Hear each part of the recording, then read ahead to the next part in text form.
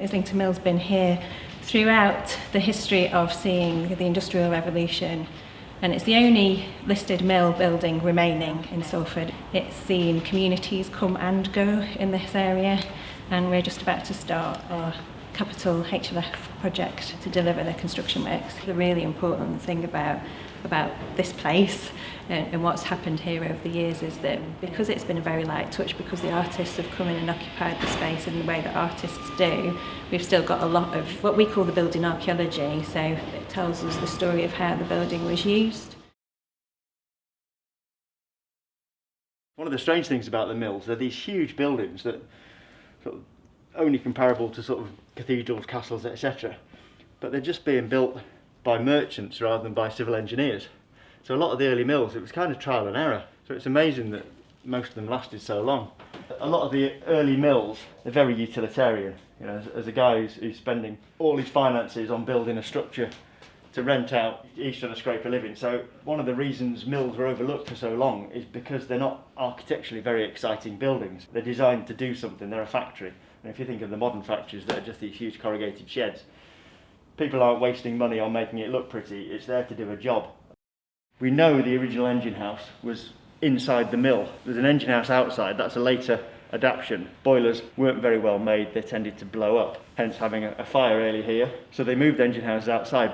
But what we know from outside, in the second bay from the end, there's a big arched window. That's typical of engine houses and internal engine houses. So we're looking for evidence of the power going vertically. And actually, we've got some really innocuous features. So this little strange hole in the floor here, if you look at it closely, it's actually got a really good cast iron housing around it. And that's the position in the floor where this upright shaft would have come upwards. And then if we look up, we can see where it would have gone through to the floor above. But from this vertical shaft going all the way up through the mill, you can then take different shafts off it to power each floor. So that's a really important find for us, to find this rather innocuous looking little patch in the floor. But actually that tells us exactly how and where all the power was supplied through the mill to all the various different occupants. So this rather innocuous looking little plate in the floor, this is where we saw the upright shaft coming through earlier. And here in the ceiling, we've got this big arrangement of fairly substantial beams that would have held the top bracket of that upright shaft. But originally there would have been the big housing just to hold the top of that vertical column as firm as they could. Because anytime you get vibration, you're losing power and it gets translated further down. So if you've got a wobble at the bottom, it's a massive wobble at the top.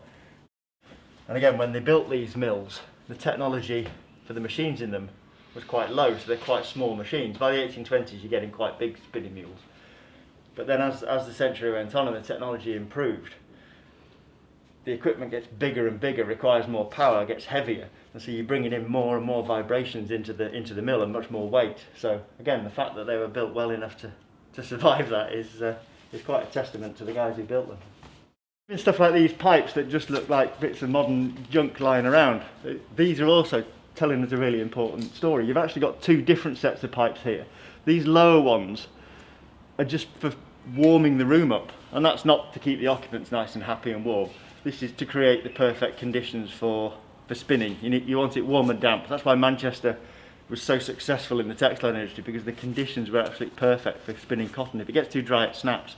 So you want it warm and damp. Manchester didn't have warm, so they introduced it just by having these warm pipes going around. These higher pipes up here, these are all part of the sprinkler system, which again doesn't sound that interesting, but actually when you take it back to the early 1900s, fires in mills were such a huge thing that they started introducing these sprinkler systems. A lot of them were produced by a local firm called Mather and Platt, who were sort of one of the engineering firms of the Industrial Revolution. So to find evidence of the sprinklers still in, these are really important structures. This is the end run of the sprinkler system. It came all the way up into the roof, and you've got these little valves on the end. They would have had a little glass valve in it, and if that got too hot, the glass would smash and that would release the pin, and then the water would come sprinkling out. It's quite a rare survival of some sort of an internal hoist mechanism, late 1800s by the look of it, but it's actually really rare to keep all the winding gear still in place. You've got these little offset pulleys, you've got the main wheel of itself which still turns, and it's not an original feature, it's a slightly later one, but it's a fabulous example and in really good condition. One of the really clever things about the construction of these mills, it kind of develops over time, so they want the roof space to become usable.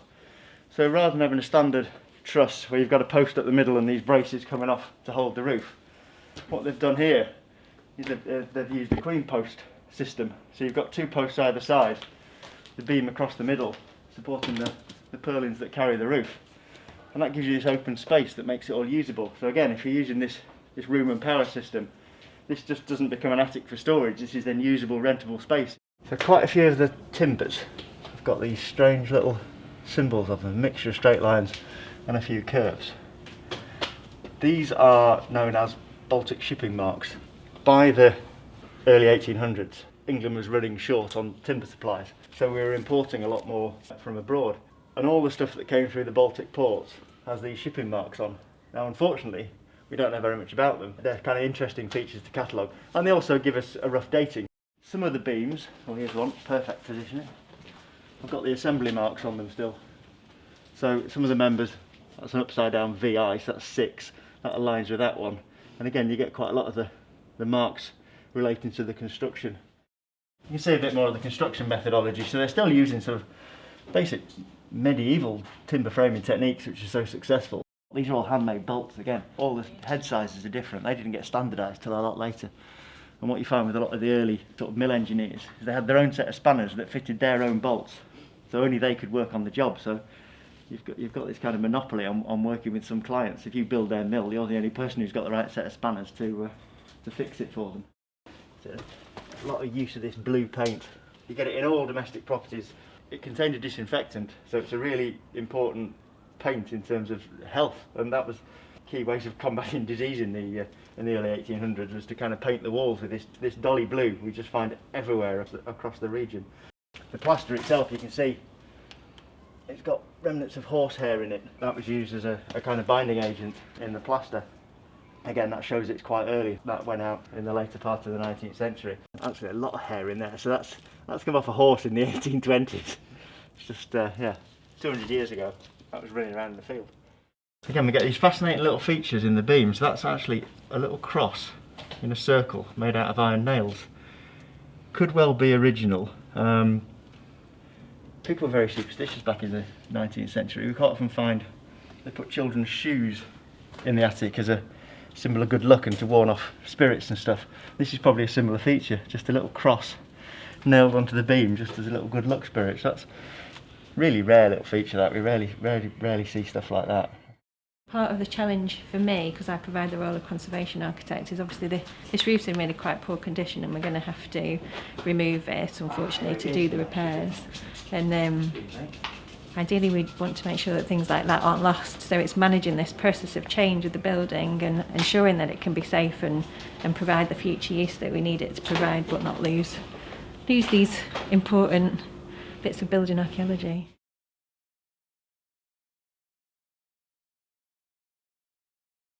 I came to own Islington Mill because originally I became a tenant. So there was no artist studios in that building. I just responded to a to let sign on the top of the building that looks like it had been there for 20 years already at this point, and went and saw this entirely derelict floor and originally rented just that one floor for myself and my partner at the time, Joey, on a 5-year lease. It was only after spending the first couple of months of that lease cleaning out the space and cleaning up years worth of flaked paint and pigeon shit that the building came up for sale. And having begun this process, we really felt like, you know, we can't let go of this great space now, and it's just going to be brought up by a property developer and that'll be terrible and we'll be booted out. So it is kind of one of those things that still faces artists today, that they tend to be in buildings and then something else comes and happens with those buildings. So we were quite aware of that at the time, but we had no money. So we got together with 2 other friends of ours, Kerry and Helmut, who had a bit more awareness of the public funding landscape at the time. And there was new funds available. The National Lottery had just become a new funding stream for the arts in 1996, and the millennium was approaching and there were lots of large-scale capital millennium projects. So while we were quite naive and didn't really have experience, we did have the sense that there was money out there, and that maybe if we could just convince the Arts Council or the local authority to save this great historic building, that we'd be able to develop a project. But we didn't realise how much of a slog that would be. You know, it began quite naively with a couple of bottles of red wine sat around a table going, wouldn't it be great if? But after 4 years of like phone calls and meetings and writing business plans and proposals to just about anybody that would listen and not really getting anywhere, each of those friends dropped out one by one. So throughout that time, I'd been negotiating with the owners, who were 3 brothers who'd inherited it from their father. 2 of the brothers were not interested in the building at all and just wanted a quick sale. But I'd been liaising with one of them throughout this time, and it was because of his willingness to listen, we'd managed to buy that time. But ultimately, with everybody else dropping out, I had this relationship, the brother, and I just felt determined to kind of carry that through. So I ended up having to borrow money from bridging finance, short-term, high-interest debt, and going into personal debt in order to finally buy the building in around 2000, 2001. Yeah, when I first encountered the building, I knew nothing of the history. It was just a crumbly old mill across the road from where I lived, the same as many other crumbly old mills. It was only once kind of getting involved with the idea of buying it and researching it, and that it became apparent it was a Grade 2 listed building, and then the heritage reports around what that meant and why it was important in terms of being a very early example of a fireproofed mill. I didn't really know much about the history of the buildings architecturally. But, you know, Manchester's got a long heritage of warehouse buildings and workers in warehouse buildings. So I think it was that had originally attracted me to it. But then finding out about like the collapse and the fire and how workers had been killed literally 1 year after it was built brought a very tragic twist to learning about that history.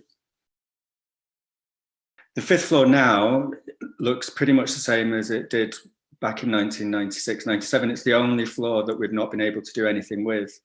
So in fact, the 5th floor, as it looks now, is probably the most representative of what every other floor of the building used to look like. It was great to discover all kinds of things in there. Most of it, there was a lot of office furniture in there. It was mainly office furniture in the whole building, and things that had been left over from industry. Like not like the spinning industry, just kind of bits of metal and stuff. And actually, one of my favorite things was just a big piece of really thick beveled glass. And it's because I was doing interior design at the time. And so that just, you know, put that on a couple of breeze blocks, and it just made like a really great stylish table. You know, so it was just like making use of materials, and it was just finding these materials that could be really transformed into kind of late 90s post-industrial interior design. What I've really enjoyed about the space being like the last place to have any divisions or walls put up or any kind of finishes is that it has a total sense of freedom. And it was that kind of sense of freedom and possibility that I really responded to when I first came to the mill. And that's what really inspired me to want to keep it, you know, as much of a free space for artists to use as possible, and essentially, you know, avoid it being turned into flats. In that, you know, once these buildings, of which many of them were being converted around that time, become flats, then it's only the inhabitants of those flats that ever get access to the building. The 5th floor and all the other floors, when they've got no finishes to them, you can throw paint around and it doesn't matter, and you can discover some of the stuff that's been left behind, and you've got a real sense of the layers of paint because they're literally crumbling off in front of your eyes, and you can see those layers going back to the brick and therefore when it was built. I think that has a lot of potential and a lot of inspiration. I think in the refurbishment process, you know, we will lose some of that history. We will lose that crumbling paint and that dust and the things that people have left behind. And it is always the things that people have left behind that I really enjoy discovering. But this is a historic building that, you know, deserves preservation and deserves new life. And as part of that, in terms of making it safe for people and accessible to people, you know, we have to do this work. The architects have proposed to remove part of the attic floor, and I still have a bit of a wrench in my heart about that decision because I love the attic so much. But we are leaving half of the attic floor in place. So you will be able to still go up there and experience quite an expansive part of the space, similar to how we experience it today. But by taking those floors out, you will get a better, more usable, lighter, more fit for the 21st century. And what we're wanting to do is make this space usable for the 21st century and beyond. I think the feature of the building on the top two floors that I'm most eager to preserve is that arched window that looks out across the city. I think it's always a great view from that space. It's really atmospheric in the attic, and it looks out towards the flat that I used to live in. So I don't know, it kind of has a little dynamic there between like where I began with the building and kind of the building looking back. The space has influenced artists' work in so many different ways. You know, the Art Academy had the 5th floor as its base, and they were entirely based around responding to what they found in the space and what being in that space was like for them as young artists, deciding to kind of forge their own path in learning. And all they had was the 5th floor and whatever was in it. One of the first things we did is invite artists in to use the space. And we set up what became an annual festival that used all different venues up and down Chapel Street, and it became the model for Sounds from the Other City. But originally it was a visual arts festival that we did in 99, 2000 and 2001. As part of that, we invited relatively new graduates to come and just spend the whole summer exploring the building. And so many of them were always drawn to the top 2 floors. But my favourite piece of artwork that was made there in response to that was Susan McMurray's Stratum. That set, I think, a precedent for the space being kind of site-specific. Some of the best artworks produced there always come out of residencies because people really get to spend time in that space and in the mill community. Tempe Custodians was an artwork made by my co-director at Islington Mill, Maurice Carlin. And that was also a direct response to the space where he was printing literally the tiles of the floor in situ. So he made a giant installation of 100 prints that are unique to that floor. They're almost like a brass rubbing of that precise texture of that floor in that space. And that became a documentation. It was part of our fundraising. So we knew the space would be beginning to change. So these one-on-one prints literally became a documentation of the space. And we invited 100 people to take ownership of those prints individually, but they also form a collective that owns the whole.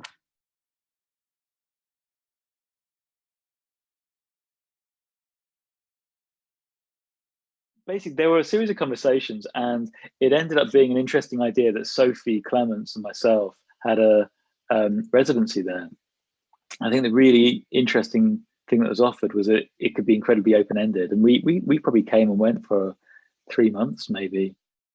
There wasn't any preconception about what I should do. It didn't have to have any connection with what I'd done before.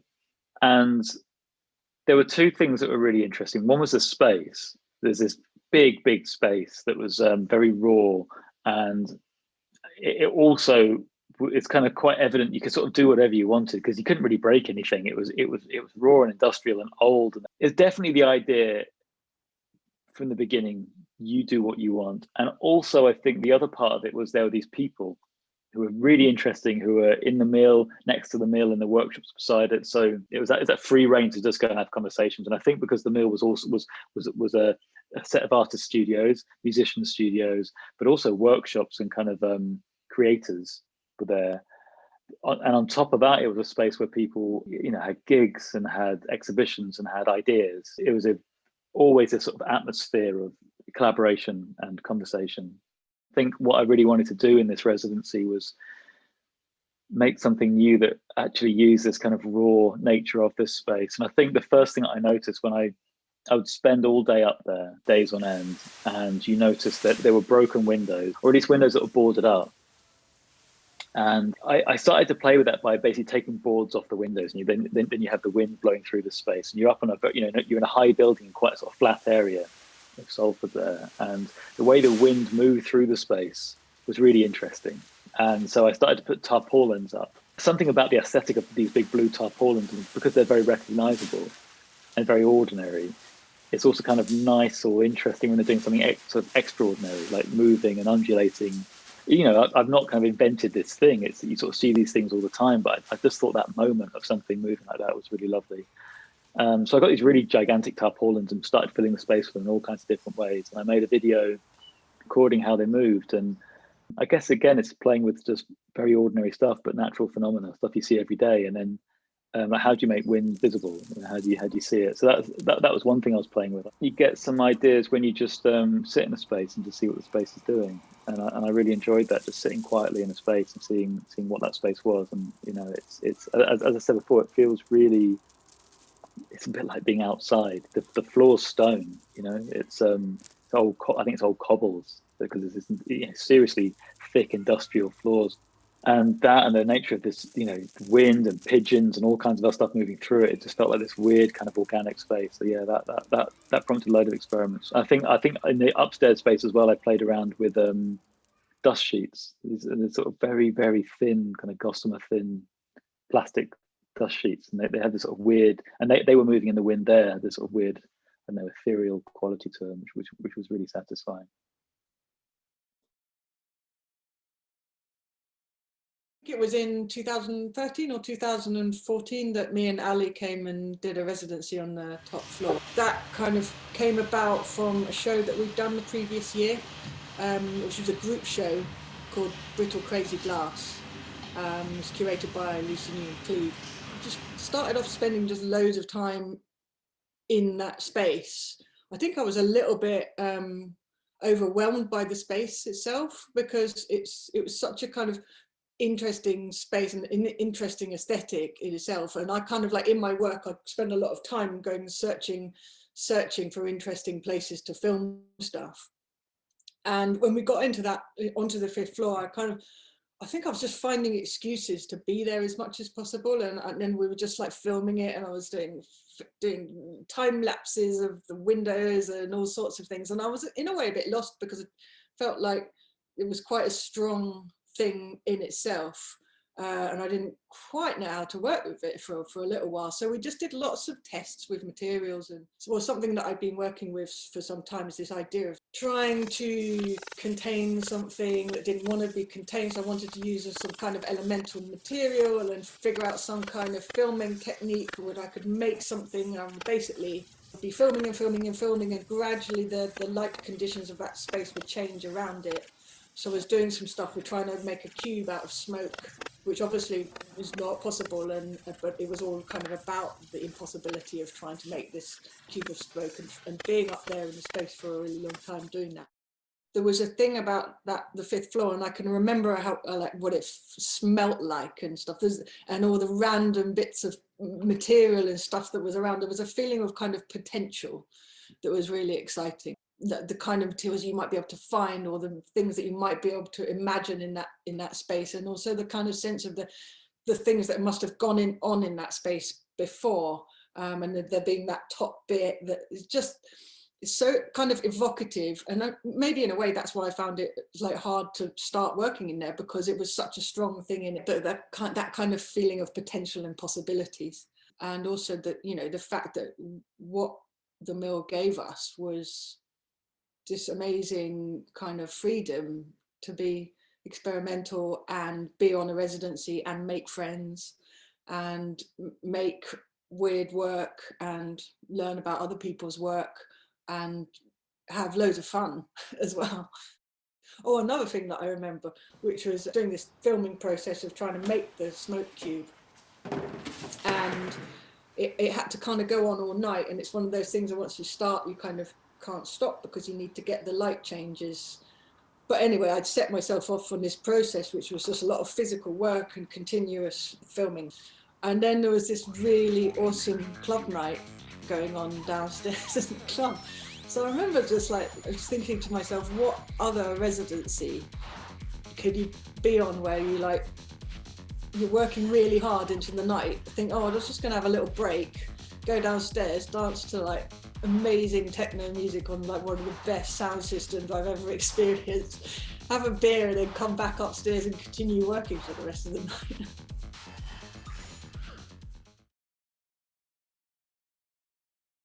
Bill left a card by my degree show work, and at that point the mill was very much in its infancy, and it was just an invitation to come along and have a look round, and do you fancy playing around here. So I did.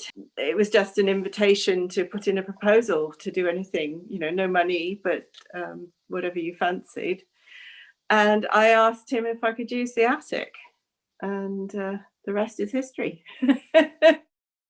When I first visited the mill, I'd never been anywhere quite like it before. It was pretty derelict at the time. Bill at the time was sort of very much camping on the 4th floor. It was, it was cold, and it was messy, and it was full of all sorts of rubbish and bits and pieces. And it was just amazing. It was the most atmospheric space. The atmosphere, which I think is still there now, of if you want to do it, ask and just do it. It's not, you make it happen yourself. I did a little bit of research on the mill, not that much, but enough to know some of the history and to know that, there'd been fire and the accidents and such like, and was really struck by how the mill wore its history in its bones, really. You could see bits of the history. It struck me as a kind of archaeological dig. It's layers and layers, given the, the crust of the pigeon droppings on the top, and, and there were bits of old student work hanging from the rafters. And I'd been struggling with an idea ever since my first year at university, to do with feathers. I'd been reading Jung, and I'd actually done some therapy in the past, and so I was thinking in very psychological terms about work, and sort of resonances within things, and the ideas of dreams and memory, and where they come from and where they reside in you and in the world. So I started to think of the building as a sort of repository of memory, and wondering where that resided, and wondering whether the building has a memory, and whether if you walk into a building and you don't know anything about it, what is it about that? You walk into some places and there's just an atmosphere, you just feel something, you don't know what it is. And where did that come from? When did it start? Did it, is it sort of like a residue in the building? So I was thinking about, thinking psychology and memory and dreams and trauma, and all the people who must have worked in the mill, and all the things that happened, and, thinking of it as the dream space of the mill, the head of the mill. And I'd been messing around very unsatisfactorily with the innards of pillows during my degree, and I was just trying to do too much with them. I was always trying to, kind of pull the feathers out and do things with them and put them into packages in some way. And when I saw the attic, I suddenly realized, of course, I didn't need to do any of that. It was the place. It just needed the feathers. It didn't need them packaging. The site was it. And it was absolutely profound for my practice to understand about site specificity. And, that was what my work was about. And that was why I could never finish anything, why I couldn't resolve things. I was trying to make objects. And actually, what I needed to do was make, installation. And it just taught me so much. It's absolutely, I'm so grateful for that experience, because it absolutely, showed me what kind of artist I could be. Probably my fondest memory of the attic is going in there one Sunday morning really early, with the sun streaming through the windows really, really low, and it was just incredible light. It was absolutely glorious, on a cold, sunny morning, to see the light raking across the feathers. It was absolutely beautiful. It was so poetic. And I just have such fond memories of the whole building, really. It had such an effect on my life as an artist. I certainly wouldn't be doing what I am now and where I am now, and making the things I am now, if I hadn't spent that time there. And it just enabled everything. You know, I've made some important pieces for me there. I made a piece called Glad Rags, which was a garment piece made of pink balloons, which Bill helped me to make. He made the pattern for it.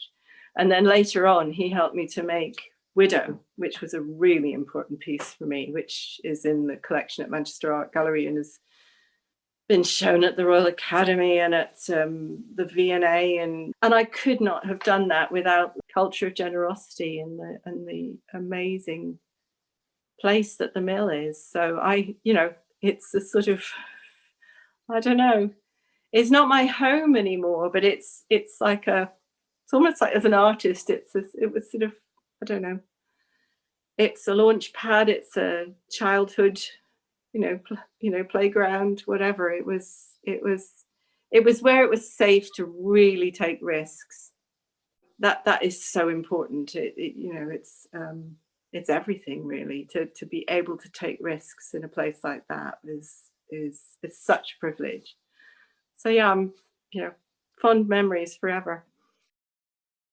My hopes for the future of the 5th floor are that it's a really dynamic space. It is going to be a residency space. People will be having that long-term embedded feeling of being at Islington Mill. I hope a community, an active, committed and motivated community will form around that, and that they will take the opportunity of having such a large-scale space to really be ambitious in what they produce. And out of that kind of really come together to make work that's thought-provoking, inspiring, and helps push things forward as a result.